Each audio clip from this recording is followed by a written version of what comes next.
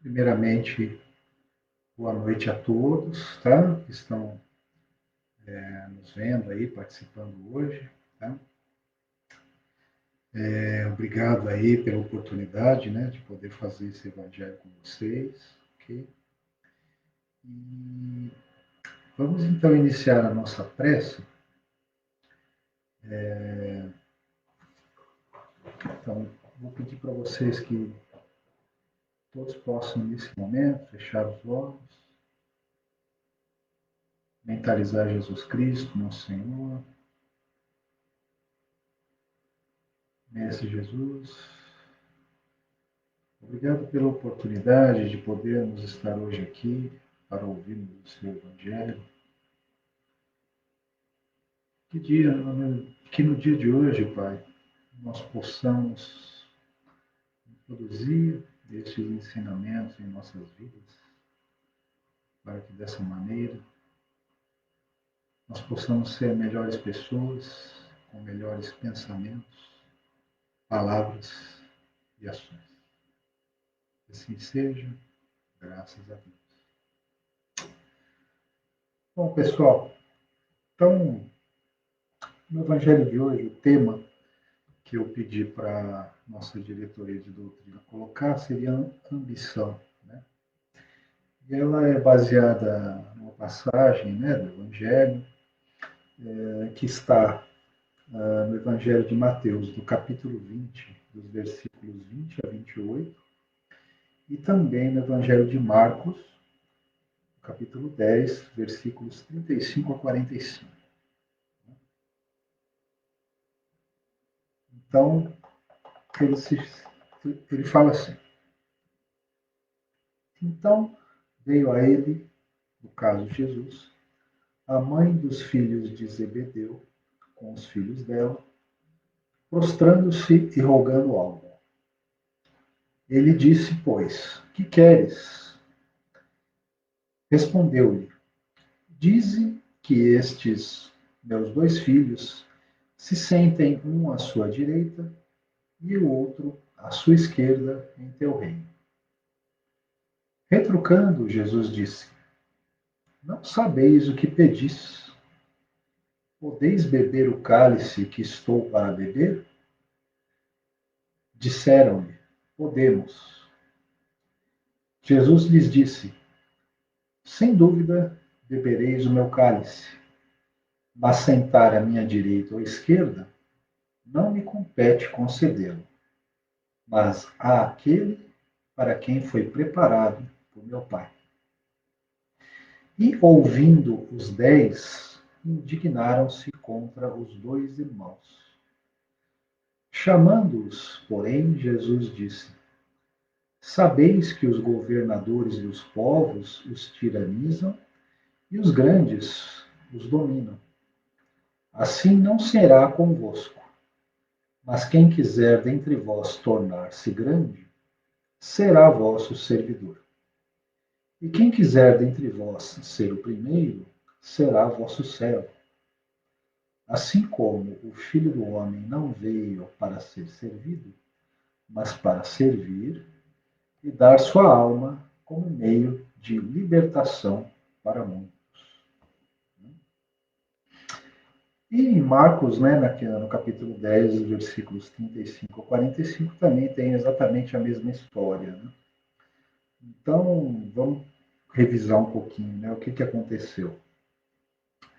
Chegou uma mulher para Jesus, que era a mãe de Tiago e João, né, no caso, e disse, olha, Jesus, coloca aí um à sua direita e outro à sua esquerda, no seu reino, né, no reino que virá.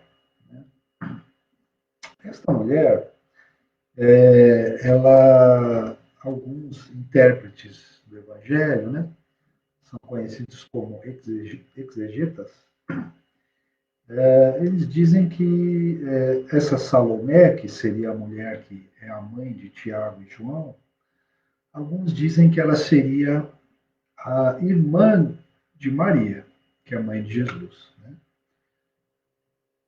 E outros, né? Esse é o caso, por exemplo, de um conhecido intérprete que se chama Lagrange.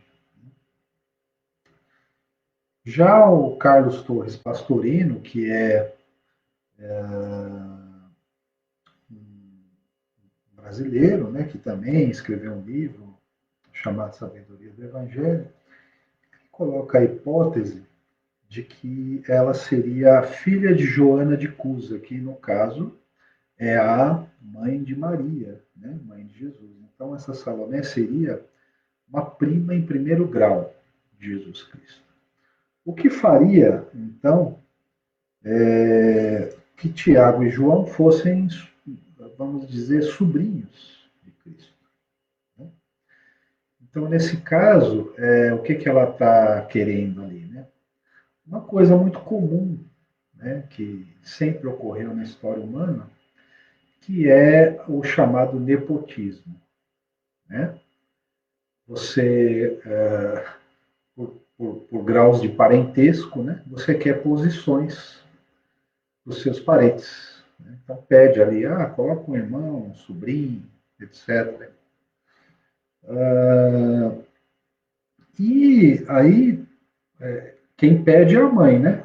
Então é a mãe deles que pedem, eles não pedem direito para Jesus. Mas no fundo eles queriam, porque Jesus pergunta: vocês querem isso? Eles respondem: queremos. Queremos sim. E Jesus, né, acredito que de uma maneira bem singela, né, já talvez um pouco triste, porque os discípulos não estavam entendendo a mensagem de Cristo na época, talvez com um pouco até de bom humor, falou: vocês não sabem o que vocês estão pedindo. Né? E depois, os outros 10, né, ou seja, eram 12 apóstolos. A mãe de dois estava pedindo ali, né, um nepotismo, um pistolão, né, para os filhos. Os outros 10 ficam indignados com o pedido, né, e se escandalizam, né, é o que está escrito ali, ou seja, eles não gostam, né, talvez porque eles que queriam ser os que ficariam do lado de Cristo ali no reino, né? Ou talvez alguns já mais elevados, que já estivessem entendendo a mensagem de Cristo, eles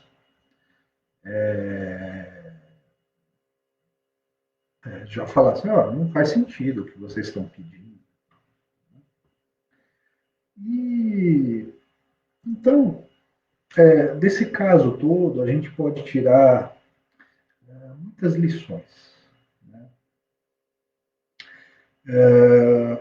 A primeira delas é que, se a gente for observar a história das religiões, mas principalmente da religião judaica, né, e das religiões que existiam ali no mundo antigo, na antiguidade, a relação desses povos, dos povos com Deus ou com os deuses, né, era sempre aquela relação de troca. Né?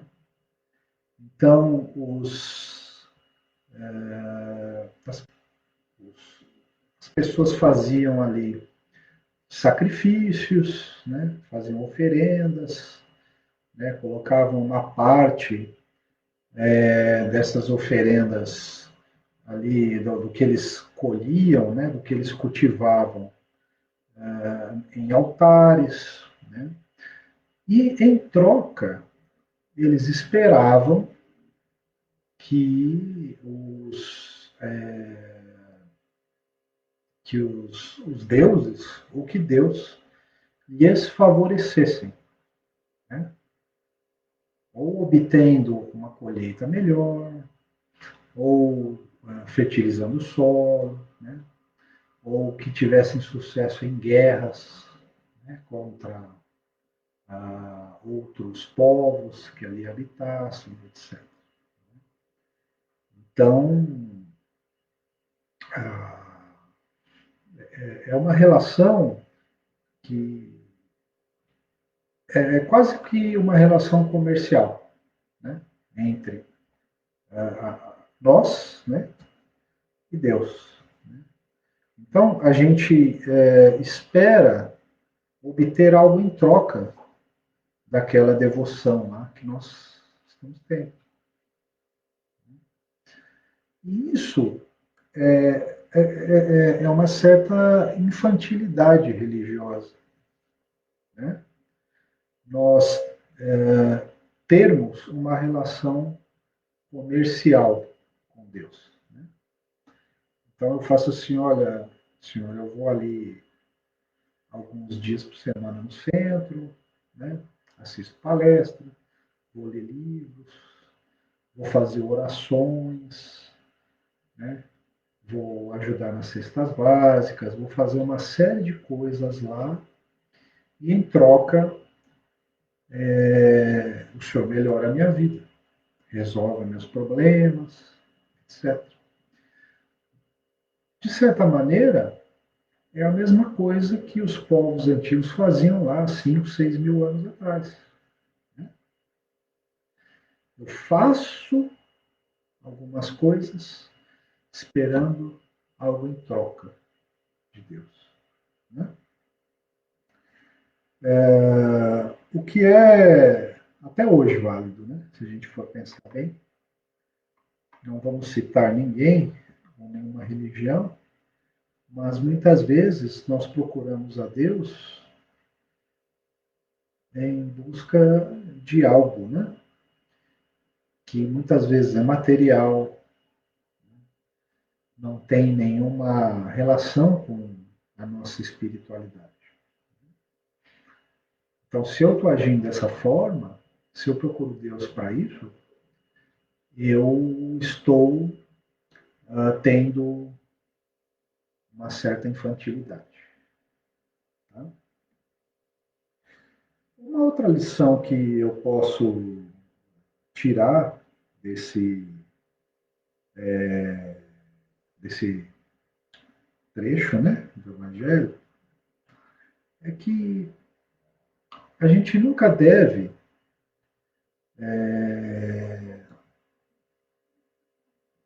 aspirar os primeiros postos. Né? A gente deve sempre, quando a gente está ligado a alguma religião, né? Porque, e por isso que a gente chamou esse evangelho de ambição. Né? Nesse ponto, eu gosto muito sempre de citar aquela passagem que Jesus está falando com Pôncio Pilatos, já um pouquinho antes da crucificação. Né? Esse trecho da, do Evangelho, ele é assim. Ele. Pessoal, só um minutinho, tá, acho que está acontecendo um negócio aqui, eu já volto, tá?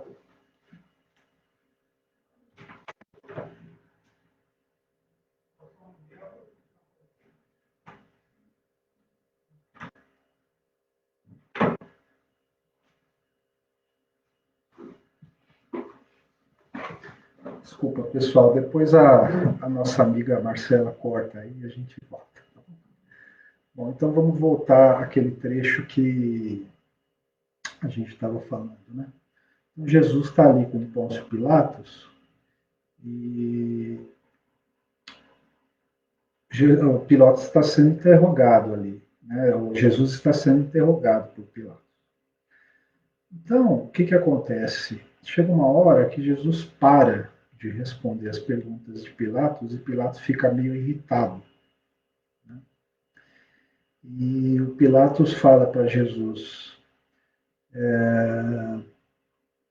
por que você não me responde? Você não sabe que eu tenho poder para mandar te matar ou te soltar? Né? E Jesus fala assim: tu só tens este poder porque o Altíssimo permitiu. Né? Então,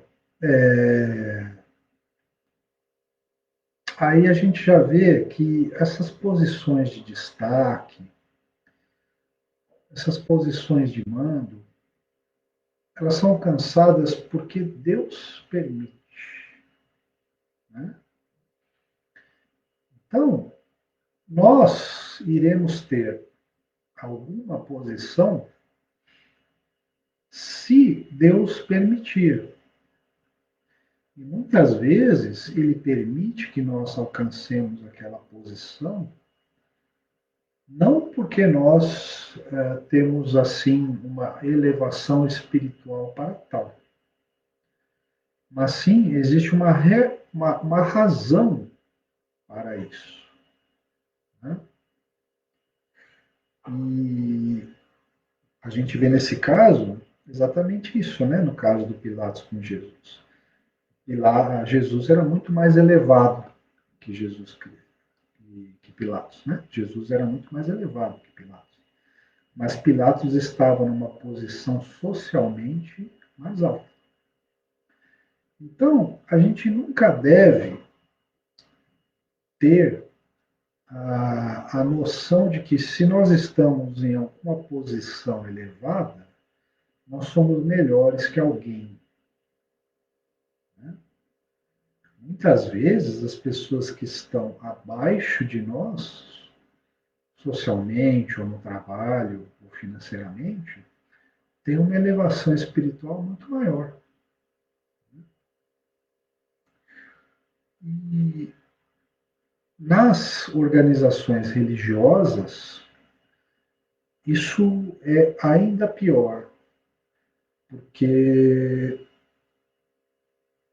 de saída nós já podemos dizer que se eu tenho ou estou associado a alguma organização religiosa, deveria ser para cultivar a nossa espiritualidade e não posições. Né? E no início a gente se entusiasma, gosta de determinados conceitos, etc. Só que, dependendo da nossa atuação, a gente pode ser deixado levar. Né? E isso na história humana, e principalmente na história do cristianismo, foi muito bem observado e documentado. Né? De pessoas que se associavam à religião apenas para ter um fator de progresso social. Jesus, como sempre, né, não foi seguido pelos próprios cristãos. Durante um período, a cristandade ela foi um meio apenas de ascensão material e social. Isso está muito bem documentado, por exemplo, num livro chamado Vermelho e o Negro, de Stendhal, em que o personagem principal ele está se preparando para se tornar um religioso, e o pensamento dele era quanto que ele iria poder ganhar quando ele estivesse em determinado local. Então você vê, isso é de 1800, início do século XIX, e até hoje, né, século XXI, nós ainda temos pessoas que utilizam a religião como meio de domínio e ascensão social e material. Contrariando exatamente o que está escrito ali no Evangelho. Isso é que é o pior. Porque o que Jesus mostra com essa passagem, né, quando ele fala, vocês estão preparados para tomar o cálice que eu tomarei? Ou seja, ele está falando daquele sacrifício, né? Que ele vai passar, ou seja, da crucificação. Os apóstolos não sabiam disso. O que os apóstolos pensavam era que Jesus Cristo iria fazer um reino nos moldes dos reinos que existiam na época, com exércitos, com uma corte, com poder, né, sobre as outras pessoas. E aí a Salomé, que levou os filhos lá, ela estava pensando nisso. Ela falou, opa, como ele vai ser um rei, eu vou querer que eles sejam ali, os primeiros. Então, um do lado direito, outro do lado esquerdo. Como se fosse ali o primeiro-ministro, né? O ministro da Justiça, da Economia, etc. Então, eles pensavam que Jesus estava falando desse reino. Né? E o que Jesus fala é que aquele que queira ser o maior, que seja aquele que sirva mais. Né? Então, é o contrário do que geralmente a gente pensa ou busca. Né? Porque, em geral, o que nós buscamos quando nós oramos a Deus ou estamos ligados a alguma doutrina ou fazemos, né, alguma coisa ligada à religiosidade? A gente quer que a nossa vida fique boa, né? Então nós queremos ter abundância. Então, né, algumas pessoas buscam abundância material, outras pessoas buscam saúde, outras querem uma melhoria em relacionamento. Né? Tinha antigamente, né, não sei se alguém faz isso ainda, aquele negócio do Santo Antônio, né, que o pessoal pedia para casar. Então, é aquela coisa da relação comercial que eu falei lá no início. Né? A gente faz alguma coisa e, em troca, a gente quer que Deus nos dê algo. Jesus reverte essa lógica. Ele fala, não, a vida cristã, na verdade, ela é feita de sacrifícios. E isso a gente pode ver muito facilmente se a gente for pesquisar a vida de grandes espíritos que caminharam sobre a Terra, né, encarnados. Além do próprio Jesus Cristo, que o destino que ele teve foi a crucificação, todos os outros apóstolos, eles também morreram por um holocausto, ou seja, eles foram assassinados. O próprio Tiago aqui, né, que a mãe dele estava pedindo para ele ser lá, ficar do lado do Cristo, ele foi decapitado. O João, ele foi o único apóstolo que morreu de velhice. Dizem, né, a segunda tradição, que ele morreu com mais de 100 anos. Mas ele foi mergulhado num caldeirão de óleo fervente, diz a tradição. Tantos outros também foram mortos, né? Pedro, segundo também a tradição, foi crucificado de cabeça para baixo. Teve um outro apóstolo que ele foi esfolado vivo, ou seja, arrancaram a pele dele, e assim por diante.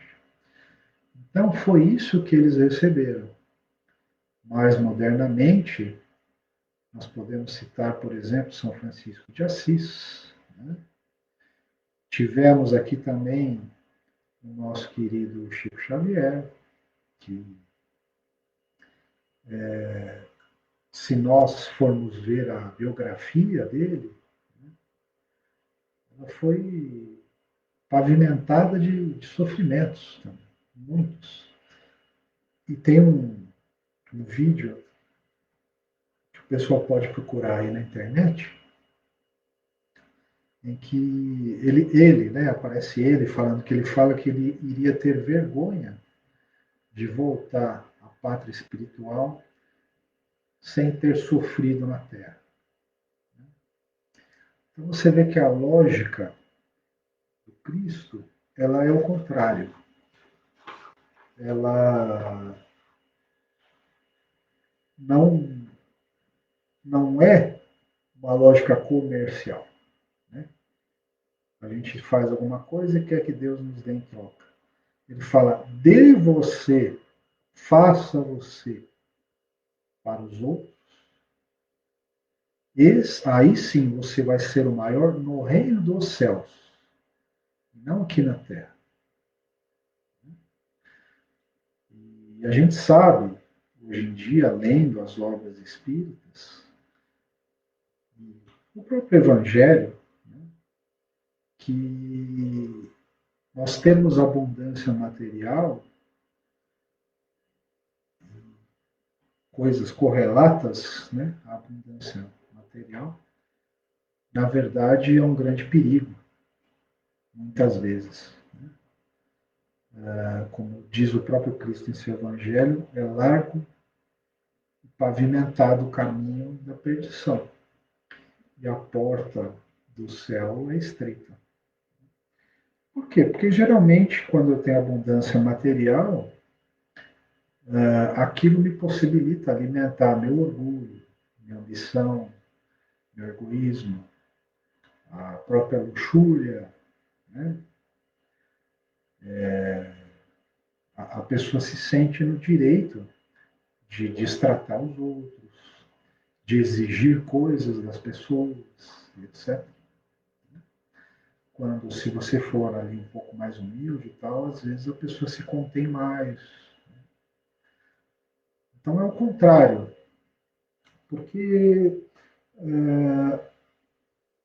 Cristo também nos demonstra que a nossa evolução espiritual é gradual e ela nos é fornecida conforme nossa evolução também espiritual. A parábola dos talentos nos demonstra isso, né? Então, um senhor lá dá um talento para um servo, dois para outro e cinco para outro. Daí ele vai embora, volta depois de um tempo, aquele que tinha cinco transforma em 10, aquele que tinha dois transforma em 4 e aquele que tinha um enterra. Daí o senhor lá, aquele que tinha 5, pega, né, aqueles talentos daquele que multiplicou 5 para 10 e fala para ele: olha, como você foi bom em administrar as pequenas coisas, eu vou te dar a intendência das grandes. Ou seja, é como Deus age conosco.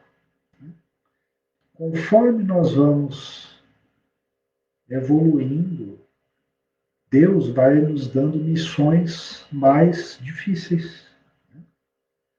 A missão de Jesus Cristo, por exemplo, aqui no planeta, é cuidar de todo o planeta, de todas as pessoas que vivem nele, tanto encarnados quanto desencarnados. Muitos bilhões de pessoas.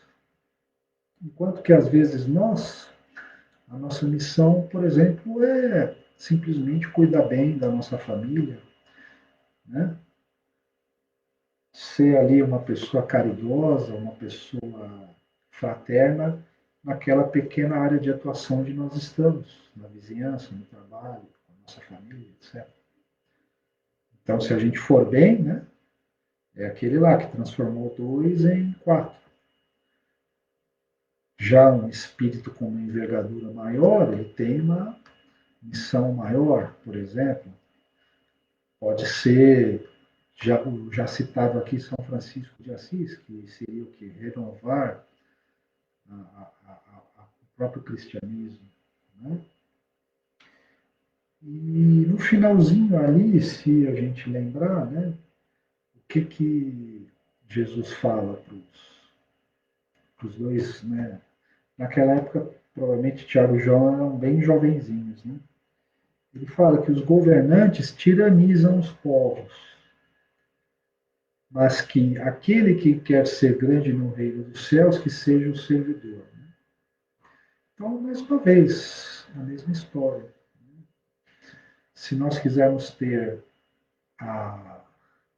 o poder temporal sobre as pessoas, é um erro.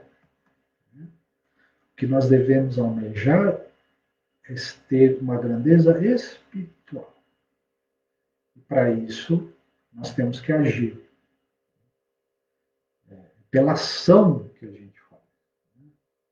Mais vale uma boa ação que milhares de rituais. É aquilo que eu falei. Eu vou num templo, eu faço ali um ritual, eu não faço algumas coisas, né? E aí tem um cardápio imenso, né, nas religiões, né? Uns não deixam usar uma roupa de tal maneira, outros não comem certos alimentos, outros não deixam fazer isso com o corpo, alguns não fazem nada em determinado dia da semana, né? Ou então a gente dá dinheiro, né? Contribui, dá dinheiro ali. É válido, não sei dizer, mas se a gente for interpretar as palavras de Jesus, o que ele quer dizer é que nós devemos ser os servidores, né? E isso, se a gente for pensar bem, é bem lógico, né? Porque imagina, por exemplo, se você é ali um chefe, né? Um setor, uma empresa, etc. Que no caso seria Jesus, né? O que você prefere? Você prefere ali um empregado que trabalha direitinho, chega no horário, cumpre as obrigações, faça as coisas certas e tal? Ou um empregado que fica o dia inteiro puxando o saco? Fica ali, ó, chefe, como o senhor é maravilhoso, eu trouxe aqui um negócio para o senhor, etc. Então, esse de ser o servidor é isso. É de nós agirmos para os outros. Aí que está o segredo. Tá bom? Então, pessoal, acho que passamos um pouquinho. Esse foi o evangelho de hoje. Tá bom? Eu vou fazer a nossa oração final. Eu gostaria de pedir a vocês que nós pudéssemos fazer uma vibração para os nossos amigos e companheiros que estão hospitalizados, né? Tem várias pessoas aí que a gente vê, né, que a gente tem notícia que se encontram em dificuldades, né? Problemas de saúde. Então, eu gostaria de pedir a vocês que a gente mentalizasse eles nesse momento. Tá bom? Mestre Jesus, nos agradecemos pela oportunidade de podermos nos reunir hoje. Nós gostaríamos de pedir, Senhor, que nossas vibrações de amor e sua luz divina pudesse alcançar as pessoas que nesse momento se encontram doentes, as quais nós mentalizamos neste momento. Nós gostaríamos também, Senhor, de pedir por nós que nós possamos ser pessoas melhores, com melhores pensamentos, palavras e ações. Pedimos também, Pai, por nossa família, nossos entes queridos, tanto encarnados quanto desencarnados, nossos amigos, vizinhos, colegas de trabalho, trabalhadores e frequentadores do ambiente, aos pais, mães e crianças da evangelização infantil e as pessoas da comunidade perto do nosso centro de Mamileite. Pedimos também, Senhor, por todas as pessoas que se encontram doentes, tanto física, quanto mental, quanto espiritualmente. E que a luz divina, Senhor, atinja a todos os profissionais da área de saúde e também os governantes do Brasil, para que estes possam tomar as melhores decisões a favor do povo brasileiro. Que assim seja, graças a Deus. Pessoal, muito obrigado. Tudo de bom aí para vocês, tá? E uma boa semana a todos. Até a próxima.